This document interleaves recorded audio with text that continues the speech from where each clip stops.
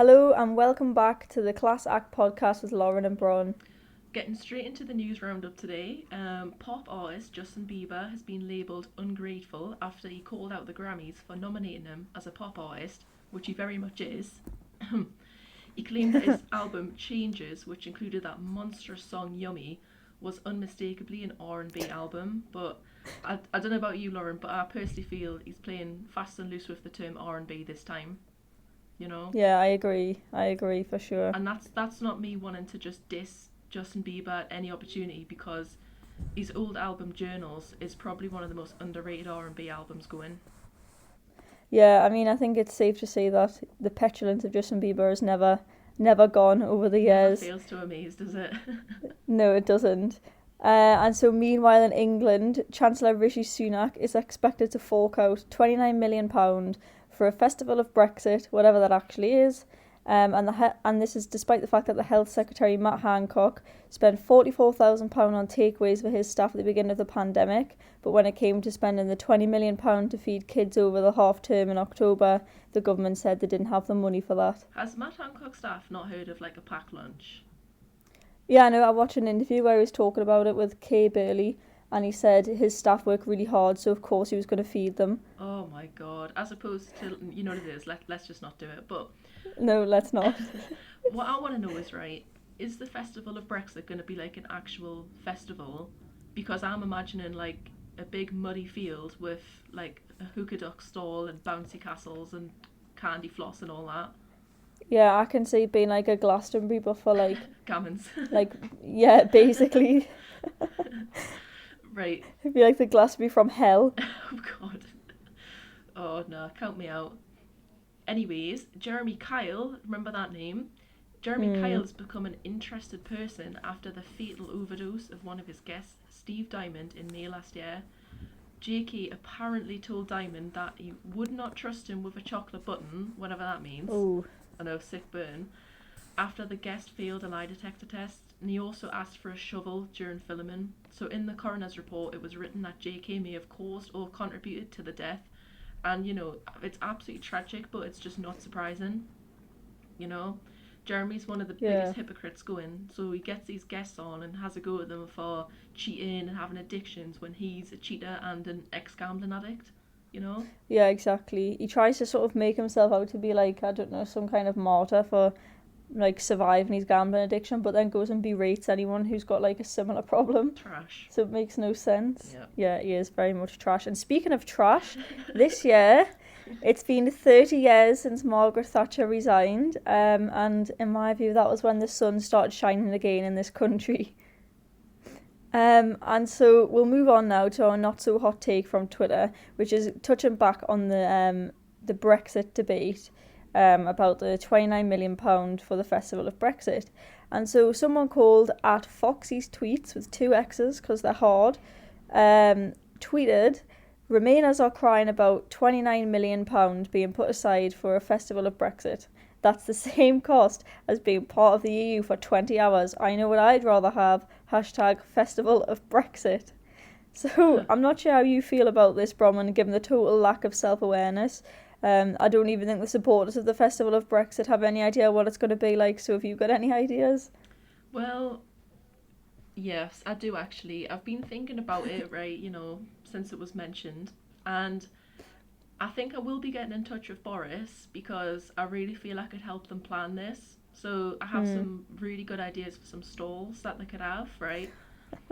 So my favourite, okay, we'll start off with my favourite. We'll have a hookah duck stall, but rather than hooking ducks, you hook French fishing boats out of the English Channel. Oh, if it was Pretty Patel's version, though, it would be hooking migrants out of the English Channel. Can I just emphasise for anyone listening, I do not support Brexit, right? Yeah, I think that's good to say, Yeah, actually. Neither of us do. This So, is satire, okay? And then another store, right? Instead of pin the tail on the donkey, it's pin the Medal of Honor Nigel Farage. aw, what a king. Yeah, King Nigel. And then we can have a coconut shack, but instead of coconuts, it's a little like mannequin of Michelle Barnier and Anna Soubry and anyone else. Who else would you put on it, Lauren? Well, I mean, who I would put on it personally is not who the Brexiteers would put on it, I don't think. I would definitely get David Cameron shoved on that Yeah. stall, that's for sure. The bloke had that referendum for no reason whatsoever. Oh, thanks, David, for all this. Yeah, none of us have forgotten you, David. I know, legend. Anyway, we're also going to have a food stall, right? Only all the food's way more expensive because of all the tariffs that we're going to have. And if you ask for something, you don't get it. So, on the stall it'll say like hot dogs and burgers and all that kind of thing, but then what they'll actually give you is just, a handful of peanuts. Chlorinated hot dog. Oh. No, I had one idea, to be fair, and it's nowhere near as funny as any of yours. But mine was the idea of having some, what do you call them again? Having some, oh my god, what are they called? Stocks. And, you put people in them. That's what, and then I was thinking, they'd probably put every single Remainer under the sun in there probably and throw rotten tomatoes off them all. They'd probably just round a group of them up and put them in and start throwing just crap at them. Just go to I could Lib imagine Dem that. areas. Go to Lib Dem constituencies and universities, just round everyone up. Yeah, basically, and the whole Labour Party they'd probably put there as well. I'm a bit confused though, right? Because is this festival, is it going to take place in multiple locations, or is it just one big gammon fest? That is a very good question. I don't think anyone knows about it, but I was reading that it's part of a 150 million pound budget for it. That's just the latest instalment, the 29 million. Oh my So God. maybe they have enough money in that pot to put it in all areas of the country, maybe, or maybe they'll put it in Clacton on Sea or something. Maybe they'll do it there. Maybe, because I feel like this is the one time, right? And this isn't the one time, that I want it to be. But I feel this is the really only opportunity where it just wouldn't go down well in London. So they are gonna have to genuinely put it anywhere else. Yeah, And they'd all feel a bit left out though, wouldn't they? I know that's it, but I just feel like if it was oh, it's in London, everyone has to travel, the Londoners just wouldn't have it. Yeah, they'd probably shut it down, to be honest. It's Extinction Rebellion would chain themselves to something. They're gonna have to put it in Sunderland or something. Oh dear. If it's just the one at the Nissan Is it factory. Sunderland? Oh, but just think, Oh right? dear. Imagine we did a rival Festival of Remain. How much better that would be. Oh, but even I don't think that would be better. I just think we're full of sanctimonious people being oh, we need another referendum and just crying. That is I don't true. think it would be any fun, not gonna lie. Maybe we should just scrap the whole idea and, do literally anything else with that money. No, exactly. I don't know, feed some kids or something. Yeah. It's a good idea. Homeless people on the streets could give them something to eat, would be a nice idea. Yeah, I agree with you. Not in modern Britain though.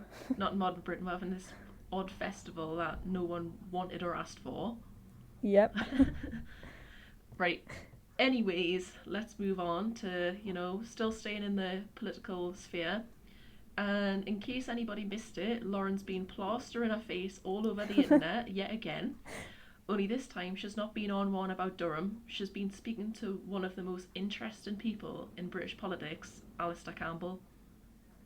Yeah, I mean, it was a nice change not to be banging on about Durham for once. I think Durham agrees but yeah, as well. Yeah, probably they do, actually. They're probably quite happy to see someone else's name on one of my articles. So yeah, I interviewed Alistair Campbell, who is best known for being Tony Blair's election brains and he's number 10 spin doctor. But he's also a mental health advocate and has recently released is sort of a mental health autobiography called Living Better. And it's about how he's learned to live with depression, but it also talks about his experiences of psychosis in the 80s, which I asked him about. It talks about the death of his brother Donald, who suffered with schizophrenia, and it's really, really personal, and goes into the worst and darkest moments of Alistair Campbell's own life, where he questions what is the point of living. But it's a really, really powerful book, and it's probably, to me, it was one of the most refreshing things I've read because of its sheer honesty about everything that happened to him and still happens to him now.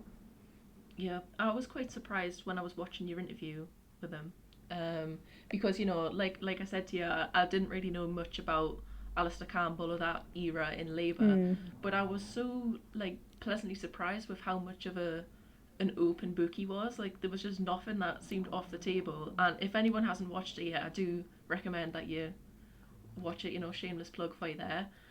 Thanks, Bronwen. But I just, I quite like the part where he was talking about Benedict Cumberbatch having something to answer Oh, yeah. for his portrayal of Dominic Cummings and all that, and making him look like a rock star. I think that's how he worded it. Yeah, such an interesting guy. I do. Yeah, he is actually in that part of the interview was really interesting as well, because I'd never thought about that before, like how that program, like it was called like Brexit, the Uncivil War. It was like an hour, and like it was like over an hour of like a film about Dominic Cummings, and even I thought, God, he's a proper class hero, him.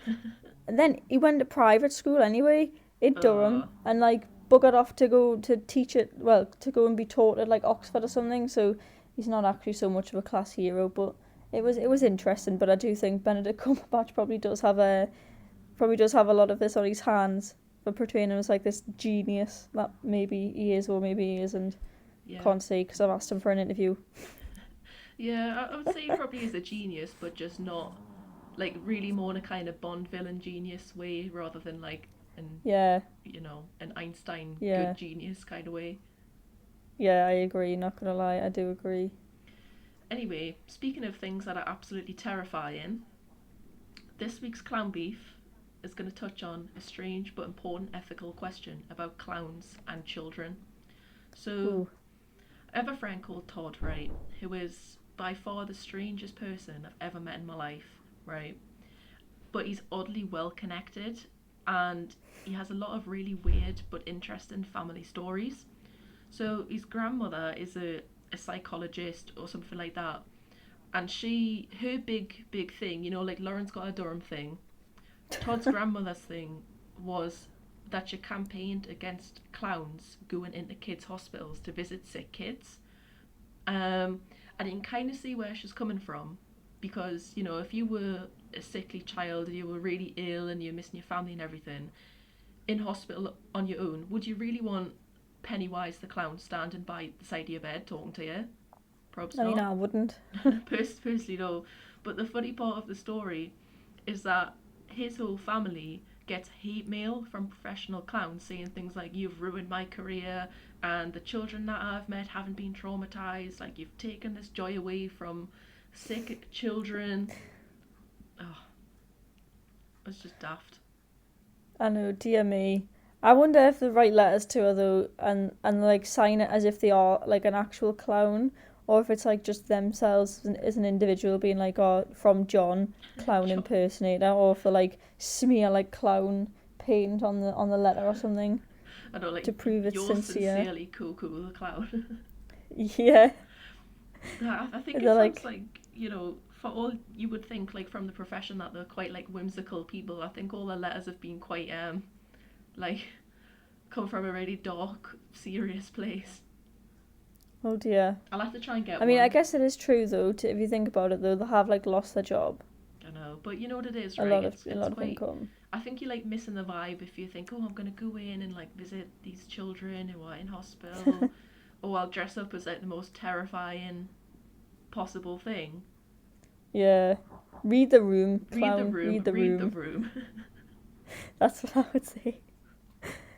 Well, I think that is all we have this week. Been a nice short one. So a huge thanks for listening, everyone. And remember to subscribe if you listen on YouTube. Follow us on the gram at Class Act Podcast and on Twitter at Class Act PCast. Yeah, thanks for listening, and we'll see you next time.